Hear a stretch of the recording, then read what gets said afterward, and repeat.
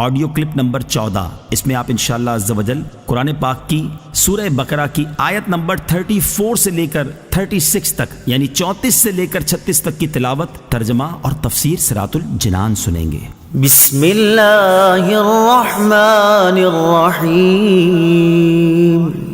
ترجمہ: اللہ کے نام سے شروع جو نہایت مہربان رحمت والا ہے۔ وَإِذْ قُلْنَا لِلْمَلَائِكَةِ اسْجُدُوا لِآدَمَ فَسَجَدُوا إِلَّا إِبْلِيسَ أَبَى وَاسْتَكْبَرَ وَكَانَ مِنَ الْكَافِرِينَ۔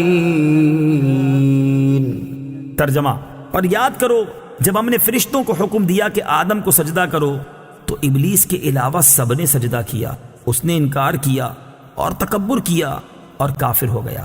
اسجدوا لآدم، آدم کو سجدہ کرو۔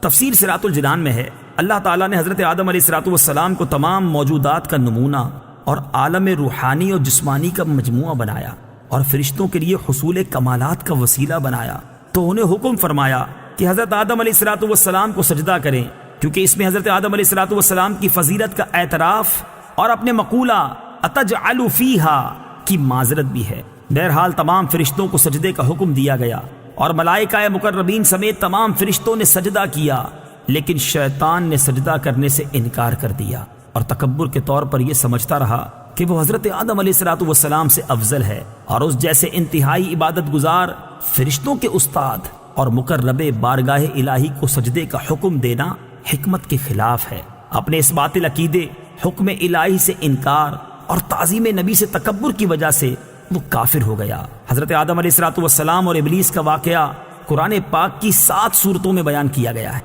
سجدہ سے متعلق چند شرعی احکام اس آیت میں سجدے کا ذکر ہے، اس مناسبت سے یہاں سجدے سے متعلق چند احکام بیان کیے جاتے ہیں۔ سجدے کی 2 قسمیں ہیں، عبادت کا سجدہ، تعظیم کا سجدہ۔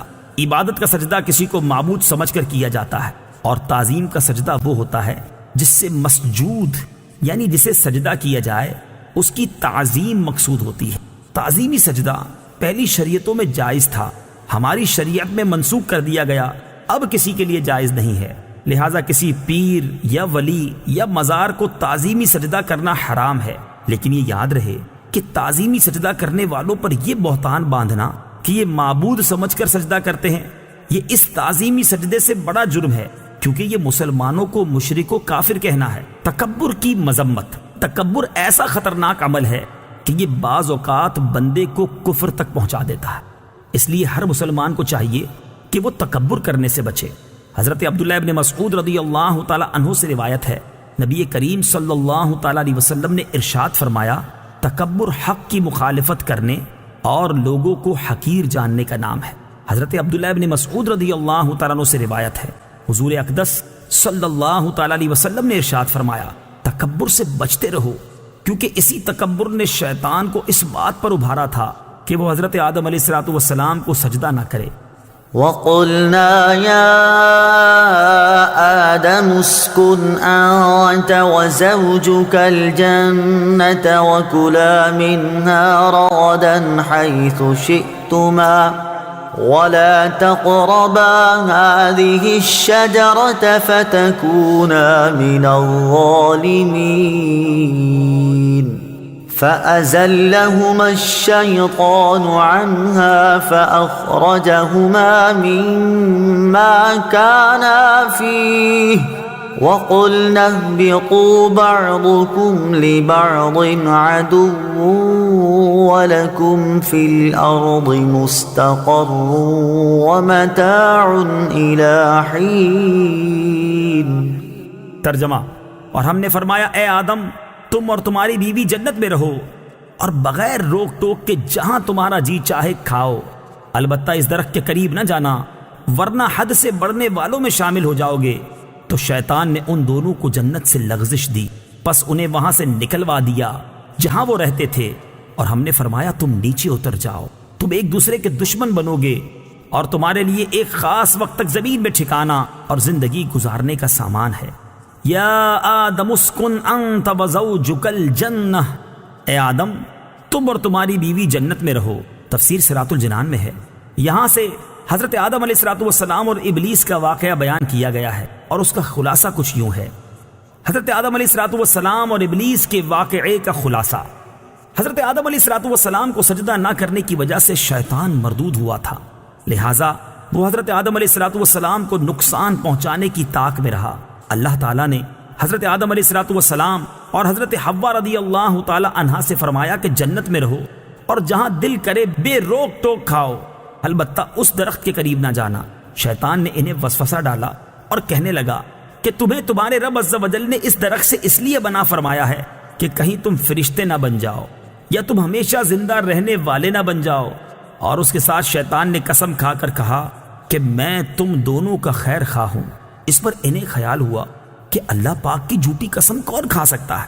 اس خیال سے حضرت حوا رضی اللہ تعالی عنہا نے اس میں سے کچھ کھایا، پھر حضرت آدم علیہ الصلوۃ والسلام کو دیا تو انہوں نے بھی کھا لیا، اور یہ خیال کیا کہ اللہ تعالیٰ کی ممانعت تحریمی نہ تھی بلکہ تنزیہی تھی، یعنی حرام قرار دینے کے لیے نہ تھی بلکہ ایک ناپسندیدگی کا اظہار تھا۔ یہاں حضرت آدم علیہ الصلوۃ والسلام سے اجتہاد میں خطا ہوئی، اور خطائے اجتہادی گناہ نہیں ہوتی، چنانچہ شیطان کے دھوکے کی وجہ سے انہوں نے اس ممنوعہ درخت کا پھل کھا لیا، اور پھل کھاتے ہی ان کے پردے کے مقام بے پردہ ہو گئے، اور وہ اسے چھپانے کے لیے ان پر پتے ڈالنے لگے۔ اس وقت اللہ تعالیٰ نے فرمایا کہ کیا میں نے تمہیں اس درخت سے منع نہیں کیا تھا، اور میں نے تم سے یہ نہ فرمایا تھا کہ شیطان تمہارا کھلا دشمن ہے؟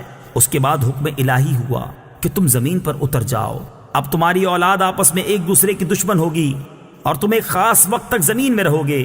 زمین پر تشریف آوری کے بعد حضرت آدم علیہ الصلوۃ والسلام ایک عرصے تک اپنی لغزش کی معافی مانگتے رہے، حتیٰ کہ آپ علیہ الصلوۃ والسلام کو اللہ تعالیٰ کی طرف سے چند کلمات سکھائے گئے۔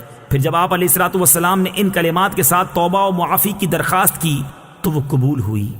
ایک اہم مسئلہ یاد رکھنا ضروری ہے، کیونکہ آج کل بے باکی کا دور ہے، اور جس کا جو جی چاہتا ہے بول دیتا ہے، یہاں تک کہ مذہبی معاملات میں اور اہم عقائد میں بھی زبان کی بے احتیاطیاں شمار سے باہر ہیں۔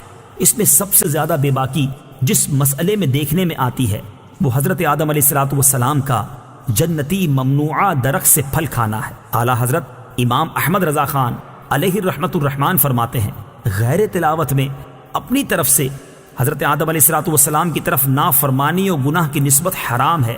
ائمہ دین نے اس کی تصریح فرمائی، بلکہ ایک جماعت علماء کرام نے اسے کفر بتایا ہے۔ لہٰذا اپنے ایمان اور قبر و آخرت پر ترس کھاتے ہوئے ان معاملات میں خاص طور پر اپنی زبان پر قابو رکھیں۔ وَلَا تَقْرَبَا، اور قریب نہ جانا۔ اس آیت میں اصل ممانعت درخت کا پھل کھانے کی ہے، لیکن اس کے لیے فرمایا کہ قریب نہ جانا۔ اس طرز خطاب سے علماء نے یہ مسئلہ نکالا ہے کہ اصل فعل کے ارتکاب سے بچانے کے لیے اس کے قریب جانے سے بھی روکنا چاہیے۔ جیسے بچے کے سیڑھیوں سے گرنے کا اندیشہ ہوتا ہے تو اسے صرف سیڑھیوں پر کھڑا ہونے سے منع نہیں کرتے، بلکہ سیڑھیوں کے قریب بھی نہیں جانے دیتے۔ اسی طرح بیسیوں کاموں میں علماء کرام اسی اندیشے سے منع فرماتے ہیں کہ کوئی فعل بذات خود منع نہیں ہوتا، لیکن اگر لوگ اس کے قریب جائیں گے تو ممنوع کا ارتکاب کر بیٹھیں گے۔ جیسے عورتوں کو قبرستان جانے سے منع کرنے میں یہی حکمت ہے۔